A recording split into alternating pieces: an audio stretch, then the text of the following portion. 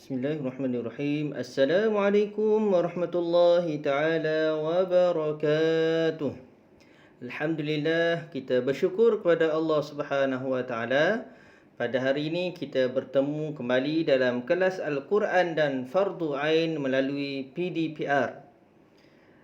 Pelajaran kita pada hari ini, kita akan mempelajari berkenaan dengan sirah yang bertajuk Pembukaan Kota Makkah bagi siri yang kedua, yang mana kita telah bincangkan sebelum ini latar belakang berkenaan dengan pembukaan Kota Makkah. Jom kita lihat pada hari ini sambungan siri yang seterusnya berkenaan dengan peristiwa berlakunya pembukaan Kota Makkah. Jom kita lihat sama-sama murid-murid. Seterusnya pada hari ini kita akan sama-sama mempelajari berkenaan dengan apakah strategi Rasulullah sallallahu alaihi wasallam untuk membuka Kota Makkah sehingga menjadikan Kota Makkah sebagai negara Islam dan mengambil daripada kaum musyrikin. Okey, kita lihat bagaimana strategi, kaedah ataupun cara Nabi sallallahu alaihi wasallam ataupun perancangan Rasulullah dalam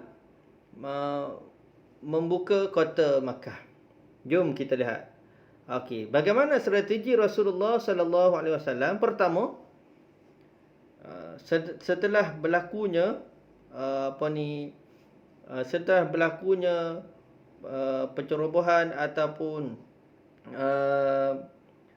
kaum musyrikin telah melanggar perjanjian, maka Nabi menghantar utusan kepada musyrikin Makkah dan mengemukakan 3 pilihan.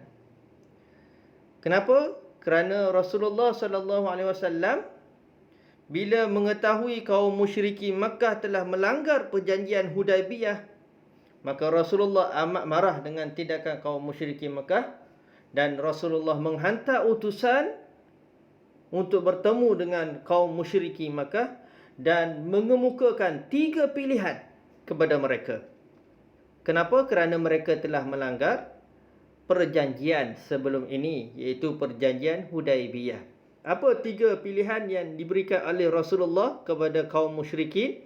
Iaitu yang pertama, Rasulullah memberi pilihan kepada mereka, iaitu membayar diah. Diah ni iaitu pampasan ataupun ganti rugi sebagai tebusan darah kepada waris Bani Khuza'ah yang terbunuh. Kita ingat balik minggu sebelum ini, kaum musyrikin Makkah telah melanggar perjanjian. Apa pelanggaran mereka? Iaitu mereka telah membunuh 20 orang penduduk Bani Khuza'ah. Yang mana Bani Khuza'ah ini mengikat janji dengan Rasulullah, yang mana dibunuh oleh Bani Bakrin.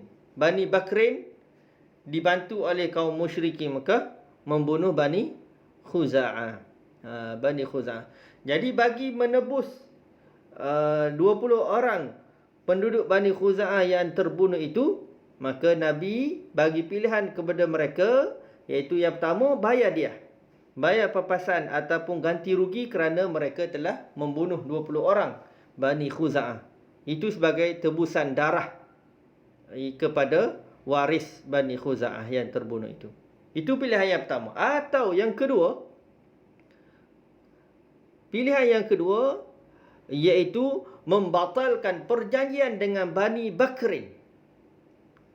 Kaum musyrikin Makkah melakukan perjanjian dengan Bani Bakrin. Maknanya Bani Bakrin menyokong kepada kaum musyrikin Makkah, tidak menyokong Nabi SAW. Maka Nabi sarankan, kerana mereka telah melanggar perjanjian sebelum ini, maka Nabi sarankan kemukakan pilihan. Atau yang kedua, batalkan perjanjian dengan Bani Bakrin. Tidak boleh melakukan perjanjian bai'ah dengan Bani Bakrin. Ataupun yang ketiga, terbatalnya perjanjian Hudaibiyah yang ditetapkan sebelum ini dan berperang dengan orang Islam. Ini 3 pilihan. 3 pilihan yang dikemukakan oleh Rasulullah kepada kaum musyrikin Makkah. Sama ada bayar dia, iaitu bayar duit pampasan sebagai ganti rugi untuk menebus darah yang telah mereka bunuh, darah Bani Khuza'ah yang telah mereka bunuh, ataupun batalkan perjanjian dengan Bani Bakrin, ataupun yang ketiga, terbatal secara automatik perjanjian Hudaybiyah sebelum ini dan berlakunya berperang dengan orang Islam. Apa keadaan musyrikin Mekah bila mana diberi 3 pilihan oleh Rasulullah kepada mereka?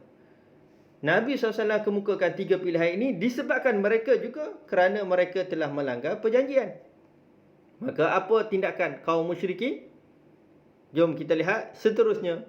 Tindakan kaum musyrikin, iaitu kaum musyrikin Makkah terasa kewibawaan mereka tercabar, lalu memilih untuk berperang dengan orang Islam. Maknanya mereka pilih pilihan yang ketiga. Mereka tidak mahu membayar dia, duit pampasan. Mereka tidak mahu membatalkan perjanjian dengan Bani Bakrin, tetapi mereka memilih pilihan tawaran yang dikemukakan oleh Rasulullah, iaitu pilihan yang ketiga. Maknanya membatalkan perjanjian Hudaybiyah dan berperang dengan orang Islam. Kenapa? Kerana mereka merasai kewibawaan mereka tercabar. Kewibawaan mereka tercabar. Seterusnya, bila kaum musyrikin Makkah menetapkan untuk berperang dengan orang Islam, membatalkan perjanjian Hudaybiyah sebelum ini, maka strategi Rasulullah seterusnya, Rasulullah meminta umat Islam menyalakan 10,000 unggung api bagi menakutkan musyrikin Makkah. Di mana? Iaitu di Marra Az-Zahran. Itu tempat. Nama tempat dia Marra Az-Zahran.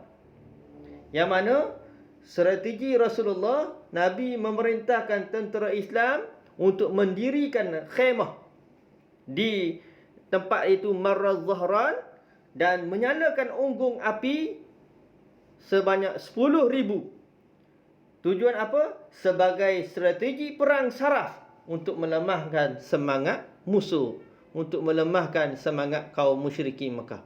Bila melihat ramainya tentera Islam 10,000 lebih, 10,000 lebih, maka ini adalah salah satu strategi Rasulullah sallallahu alaihi wasallam untuk sebagai perang saraf kepada musuh, iaitu kaum musyrikin Makkah.